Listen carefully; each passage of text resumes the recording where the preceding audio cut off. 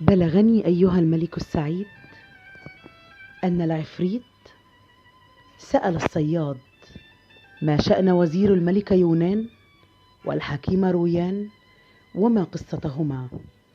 فقال الصياد: اعلم أيها العفريت أنه كان في قديم الزمان وأسالف العصر والأزمان في مدينة الفرس وأرض رومان ملك يقال له الملك يونان، وكان ذا مال وجنود وبأس وأعوان من سائر الأجناس، وكان في جسده برص قد عجزت فيه الأطباء والحكماء، ولم ينفعه منه شرب الدواء ولا سفوف ولا دهان، ولم يقدر أحد من الأطباء أن يداويه.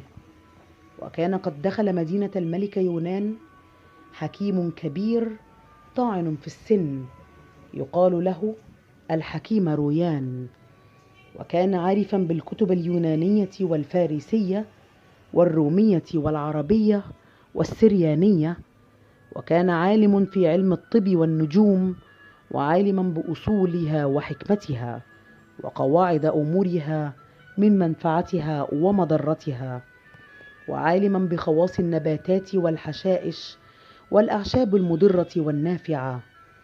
قد عرف علم الفلاسفة وحاز جميع العلوم الطبية وغيرها.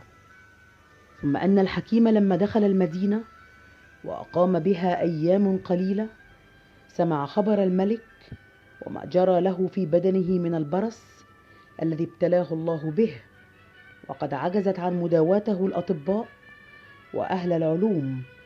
فلما بلغ ذلك الحكيم بات مشغولا، فلما أصبح الصباح وأضاء بنوره ولاح وسلمت الشمس على زين الملاح، لبس أفخر ثيابه ودخل على الملك يونان وقبل الأرض ودعا له بدوام العز والنعم، وأحسن ما به تكلم وأعلمه بنفسه، فقال: أيها الملك، لقد بلغني ما تراك من هذا الذي في جسدك، وإن كثيرا من الأطباء لم يعرفوا الحيلة في زواله، وها أنا أداويك أيها الملك، ولا أسقيك دواء ولا أدهنك بدهان. فلما سمع الملك يونان تعجب وقال له: كيف تفعل؟ فوالله إن أبرأتني أغنيك لولد الولد وأنعم عليك، وكل ما تتمناه فهو لك، وتكون نديمي وحبيبي. ثم إنه خلع عليه وأحسن إليه وقال له: أتبرئني من هذا المرض بلا دواء ولا دهان؟ فقال له: نعم، أبرئك بلا مشقة في جسدك. فتعجب الملك غاية العجب، ثم قال له: أيها الحكيم، الذي ذكرته لي يكن في أي الأوقات وفي أي الأيام، فأسرع به يا ولدي. قال له: سمعا وطاعة. ثم نزل من عند الملك واشترى له بيتا وأحط فيه كتبه وأدويته وعقاقيره، ثم استخرج الأدوية والعقاقير وجعل منها صولجانا، وعمل له قصبة، وصنع له كرة بمعرفته. فلما صنع الجميع وفرغ منها طلع إلى الملك في اليوم الثاني ودخل عليه وقبل الأرض بين يديه، وأمره أن يركب إلى الميدان وأن يلعب بالكرة والصولجان.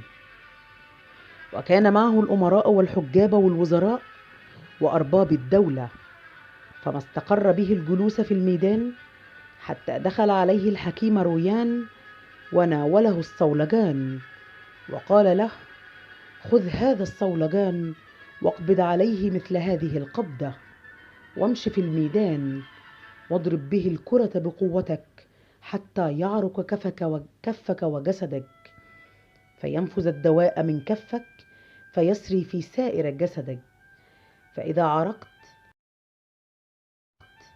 وأثر الدواء فيك فارجع إلى قصرك، وادخل بعد ذلك الحمام واغتسل، ثم نم، فقد برئت والسلام.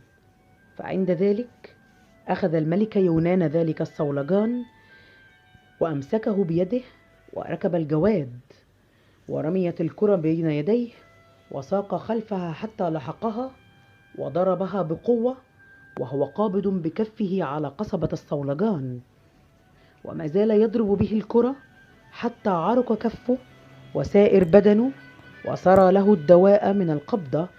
وعرف الحكيم رويان أن الدواء سرى في جسده، فأمره بالرجوع إلى قصره، وأن يدخل الحمام من ساعته.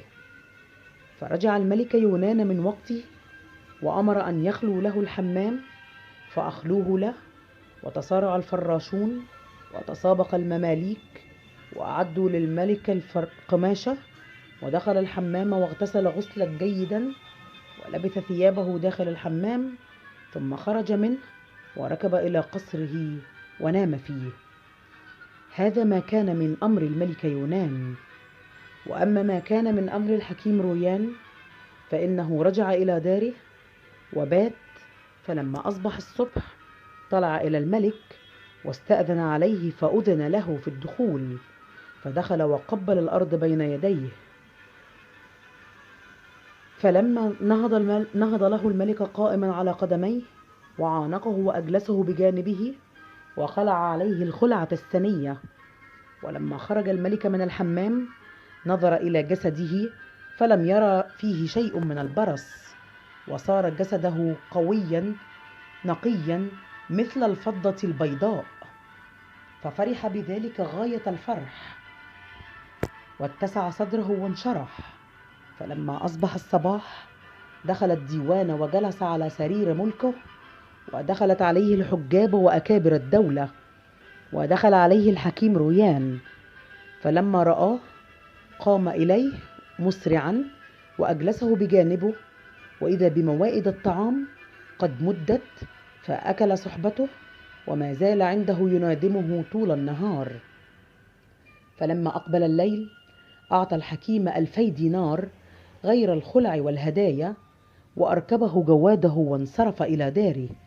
والملك يونان يتعجب من صنعه ويقول: هذا داواني من ظاهر جسدي، ولم يدهنني بدهان، فوالله ما هذه إلا حكمة بالغة، فيجب علي لهذا الرجل الإنعام والإكرام، وأن أتخذه جليسا وأنيسا مدى الزمان. وبات الملك يونان مسرورا فرحانا بصحة جسده وخلاصه من المرض. فلما أصبح خرج الملك وجلس على كرسيه، ووقفت أرباب دولته بين يديه، وجلس الأمراء والوزراء على يمينه ويساره. ثم طلب الحكيم رويان، فدخل عليه وقبل الأرض بين يديه، فقام له الملك وأجلسه بجانبه، وأكل معه وحياه، وخلع عليه وأعطاه، ولم يزل يتحدث معه إلى أن أقبل الليل. فرسم له ب5 خلع و1000 دينار. ثم انصرف الحكيم إلى داره وهو شاكر للملك. فلما أصبح الصباح خرج الملك إلى الديوان، وقد أحدقت به الأمراء والوزراء والحجاب. وكان له وزير من وزرائه بشع المنظر، نحس الطالع، لئيم بخيل، حسود مجبول على الحسد والغل والمقت. فلما رأى ذلك الوزير أن الملك قرب الحكيم رويان وأعطاه هذا الإنعام، حسده عليه وأضمر له الشر، كما قيل في المعنى: ما خلا جسد من حسد. وقيل في المعنى: الظلم كمين في النفس، القوة تظهره والعجز يخفيه. ثم أن الوزير تقدم إلى الملك يونان وقبل الأرض بين يديه، وقال له: اعلم يا ملك العصر والأوان، أنت الذي شمل الناس إحسانك، ولك عندي نصيحة عظيمة، فإن أخفيتها عنك أكون ولد زنا، فإن أمرتني أن أبديها أبديته لك. فقال الملك وقد أزعجه كلام الوزير: وما نصيحتك؟ فقال: اعلم أيها الملك الجليل، قد قالت القدماء: من لم ينظر في العواقب فما الدهر له بصاحب. وقد رأيت الملك على غير صواب، حيث أنعم على عدوه وعلى من يطلب زوال ملكه. وقد أحسن إليه وأكرمه غاية الإكرام وقربه غاية القرب، وأنا أخشى على الملك من ذلك. فانزعج الملك وتغير لونه وتبدل حاله، وقال له: من ذا الذي تزعم أنه عدوي وأحسن إليه؟ فقال له: أيها الملك، إن كنت نائما فاستيقظ، فأنا أشير إلى الحكيم رويان.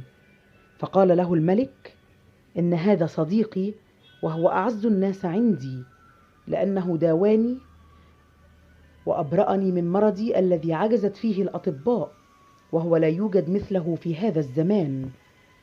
فكيف أنت تقول عنه هذا المقال، وأنا من هذا اليوم أرتب له الجوامع والجرايات، وأعمل له في كل شهر 1000 دينار، ولو قاسمته في ملكي لكان قليلا عليه، وما أظن أنك تقول ذلك إلا حسدا، كما بلغني عن الملك السندباد.